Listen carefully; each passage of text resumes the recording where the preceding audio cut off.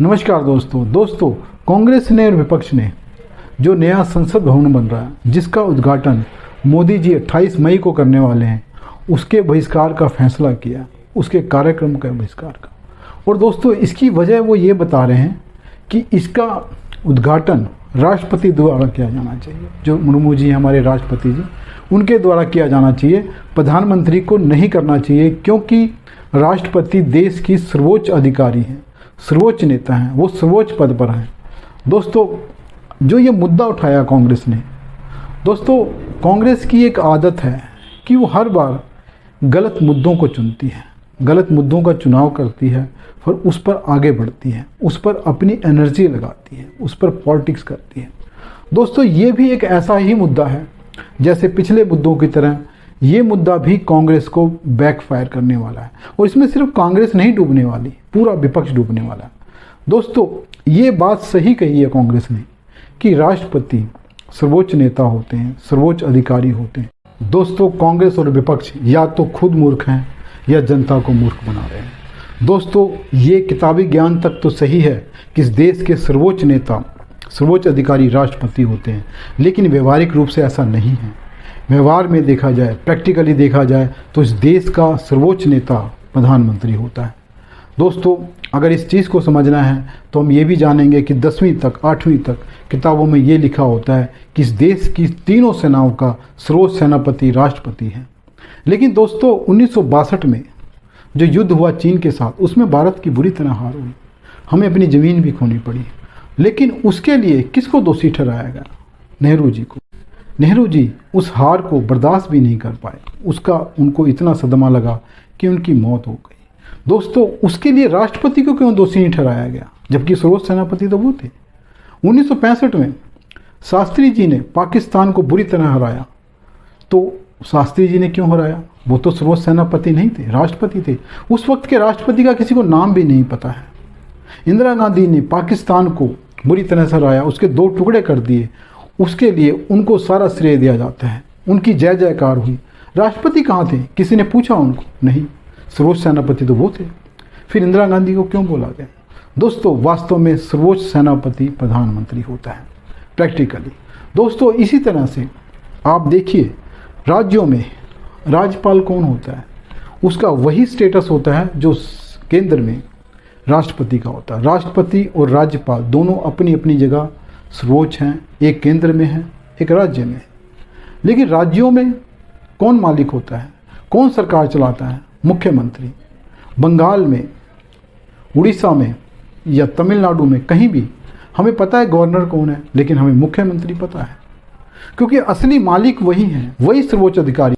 केजरीवाल जी की बात करें, जो इस मुहिम में साथ हैं कांग्रेस के, वो दिल्ली में विधानसभा में चिल्ला चिल्ला कर बोलते हैं दिल्ली के मालिक हम हैं, जबकि वहाँ तो केंद्र शासित प्रदेश है, जबकि वहाँ पे एलजी जो हैं वो मुख्यमंत्री से ऊपर है।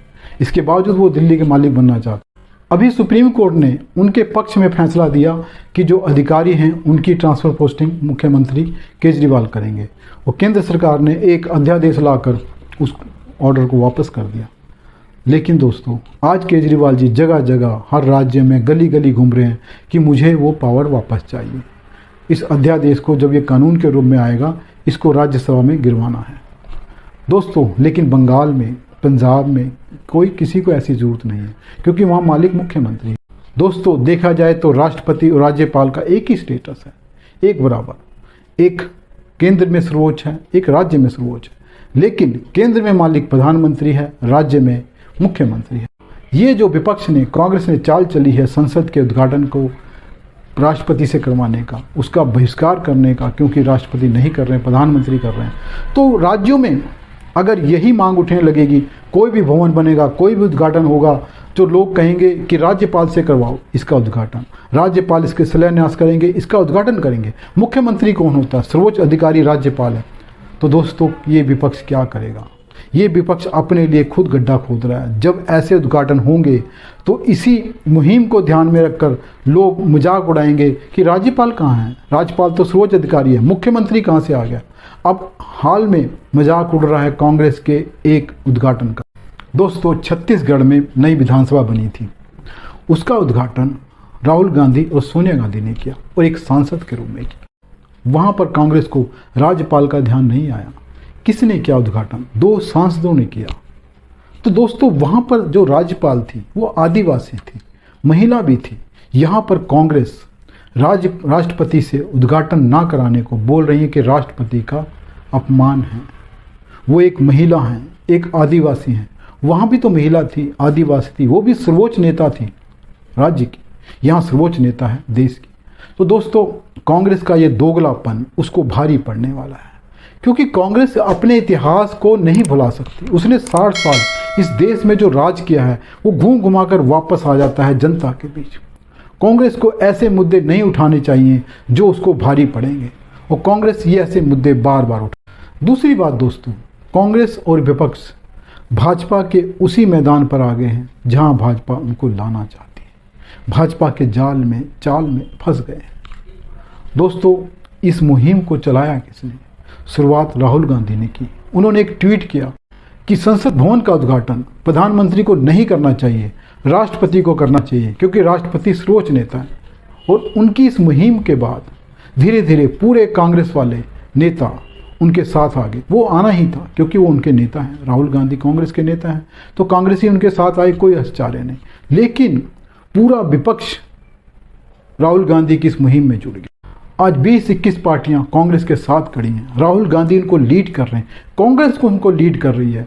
ये जो विपक्ष चाहता था कि कांग्रेस और राहुल गांधी विपक्ष को लीड ना करें, वो चाहते थे कि कोई और नेता आगे बढ़े। राहुल गांधी के नेतृत्व में ये विपक्ष 2024 का लोकसभा चुनाव नहीं लड़ना चाहता। वो नहीं चाहता कि वो चुनाव मोदी बनाम राहुल गांधी बने। लेकिन ऐसे मुद्दे पर साथ आकर, राहुल गांधी के साथ आकर, कांग्रेस के साथ आकर विपक्ष ने वही काम कर दिया है जो भाजपा चाहती है, जो मोदी चाहते हैं। क्योंकि ऐसी ही मुहिम 2024 तक लोकसभा चुनाव तक जाएगी। जिस तरह से राहुल गांधी आज लीड कर रहे हैं कांग्रेस को, पूरे विपक्ष को, 2024 में वो रास्ता खुल गया है जहां राहुल गांधी लीड करेंगे लोकसभा चुनाव में पूरे विपक्ष को। भाजपा ये चाहती है, विपक्ष नहीं चाहता, लेकिन अब विपक्ष को जाना पड़ेगा कांग्रेस के पीछे, राहुल गांधी के पीछे। यही भाजपा चाहती है। चाल में फंस गए हैं भाजपा के, मोदी के।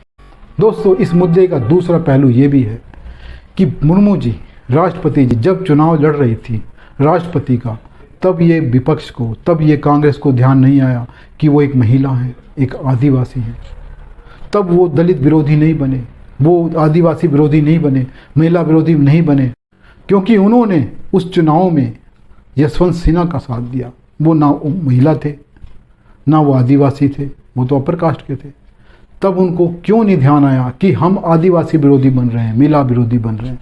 दोस्तों जो ये मुद्दा उठाया उन्होंने, भाजपा आदिवासी विरोधी है, महिला विरोधी है, वो राष्ट्रपति का अपमान कर रही है। अपमान तो आपने किया था चुनाव के वक्त, जब भाजपा ने आपका समर्थन मांगा था, आपने नहीं दिया। भाजपा चाहती थी एक महिला और एक आदिवासी हम राष्ट्रपति बना रहे हैं, आप हमारे साथ आओ, तब आपने विरोध किया। अब आप समर्थन करने का कोई फायदा नहीं है, जनता सब देखती है।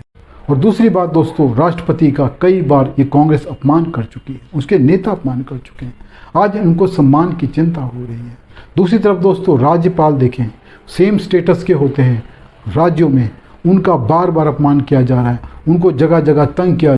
वो कांग्रेस कैसे उम्मीद करती है कि जो राष्ट्रपति के सम्मान की बात करेगी तो उसको देश में समर्थन मिलेगा?